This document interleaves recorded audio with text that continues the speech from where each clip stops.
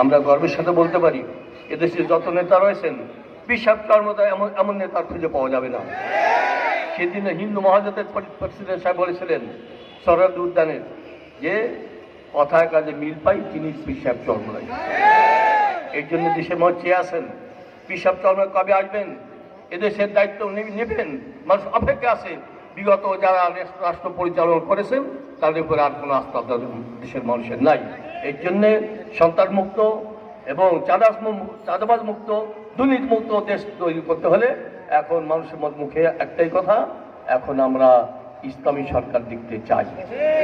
ইসলামী শক্তিগুলো এক জায়গায় আসবে, এটা মানুষের প্রত্যাশা। পিসাব চর্মায় চিকিৎসার চেষ্টা করছেন, দেশে যত ইসলামী শক্তি রয়েছে এক জায়গায় এনে তাদের মাধ্যমে একটা আদর্শিক পরিবর্তনের জন্য সবাই সহযোগিতা চাই, দোয়া চাই। আগামীতে যেন ইসলামী সরকার প্রতিষ্ঠা হয়, এদেশের মুক্তি পায় এবং দেশের মানুষের অধিকার খুঁজে পায়। আমিন।